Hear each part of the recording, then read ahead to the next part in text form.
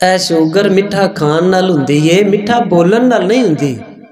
जबान मिठी रखनी चाहिए है, लेकिन असी मिठा खाने ते कौड़ा बोलने अपनी जबान दा बड़ी बेरहमी दे नाल इस्तेमाल कर जाने असी समझने कि जबान दा गुनाह गुनाह ही नहीं, जबान दी गलती गलती ही नहीं, जो मुँह आया वो बोल गए ते आख्या कि मैं गल कीती है, मैं केड़ा डांग मारी है, मैं कर की बैठा, मैं आख की बैठा। हजूर सल्लल्लाहु अलैहि वसल्लम फरमांदे ने कि एक बंदा जन्नत दे उक्का किनारे बड़े चंगे अमल कीते जन्नत के किनारे पहुंच गया, कोई गल इहो जी कर बैठा कि इहदे उत्ते अल्लाह ताला ने जन्नत हराम करके जहन्नम वाजिब कर दी। ते एक होर बंदा बड़े गुनाह कीते, बड़ियां गलतियां कीतियां, जहन्नम के किनारे पहुंच गया, कोई इहो जी चंगी गल कीती, रब राजी हो गया, अल्लाह ताला ने इहदे ते जहन्नम हराम करके जन्नत वाजिब कर दी।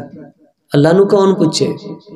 इस वास्ते जबान का इस्तेमाल सोच समझ के करिए। अब्दुल्ला बिन उमर रज़ी अल्लाह तआला अन्हु फरमांदे ने, असी हज वास्ते रवाना होए, मना दे अंदर हजूर सल्लल्लाहु अलैहि वसल्लम की खिदमत अंदर हाज़र हाँ। कोई आया तो उन्हें आख्या हजूर ए तवाफ तो पहले मैं सही कर लईए। आपने फरमाया कोई हरज नहीं, हुण तवाफ कर लै। एक आया कह लगा हजूर मैनू पता नहीं साजे, मैं कुर्बानी तो पहले वाल लुहा लैने। आपने फरमाया हुण कुर्बानी कर लै, कोई हरज नहीं।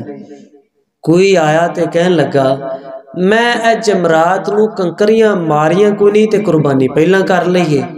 आपने फरमाया हुण कंकरियां मार लै, कोई हरज नहीं। जेड़ा बंदा भी आया, जिन्ने भी आके आख्या कि ए काम पहला कर लिया, ओ बाद विच कर लिया, हुण की करा? हजूर ने फरमाया कोई हरज नहीं, जेड़ा रह गया हुण कर लै। फरमाया हरज दे अंदर वो बंदा मुब्तला होया कि एक ताराजा इरजा राजुलिन मुस्लिमिन व हुवा जालिमुन, जिस बंदे ने जुल्म करदिया होया अपनी जबान दी कैंची दे नाल मुसलमान भरा दी इज्जत नू तार तार कीता, वो बर्बाद हो गया, वो हलाक हो गया। जबान इको ही है, ये नाल भावें सच बोल लो भावें झूठ बोल लो, मिठा बोल लो भावें कौड़ा बोल लो, इस जबान दे नाल किसी नू शिकार कर लो या किसी दी इज्जत बचा लो। जबान हो ही है, लेकिन फर्क ये वे कि एदा चंगा इस्तेमाल बंदे नू जन्नत च लै जांदा है, एदा बुरा इस्तेमाल इंसान नू दोज़ख च लै जांदा है।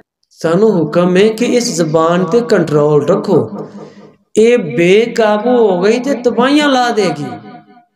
हजूर सल्लल्लाहु अलैहि वसल्लम फरमाते ने कि जदों दिन चढ़दा ना, जिस्म दे सारे अज़ा ज़बाने हाल दे नाल इस ज़ुबान नू आंदे ने, नी अल्लाह तो डरी, असी तेरे नाल जुड़े हाँ, ते जे तू सीधी ते असी सीधे, जे तू डिंगी ते असी डिंगे, साडे भी नाल सिरे ना चढ़ी, कुछ ख्याल करी। हजूर फरमाते ने कि जहन्नम दे अंदर बहुते लोकी ज़बान ते शर्मगाह दी वजह तो जाणगे। इस ज़बान च हड्डी कोई नहीं, लेकिन ये ज़बान हड्डियां तड़वा देंदी है। ये ज़बान है नरम है, लेकिन एदे वार तलवार नालों डाढे ने।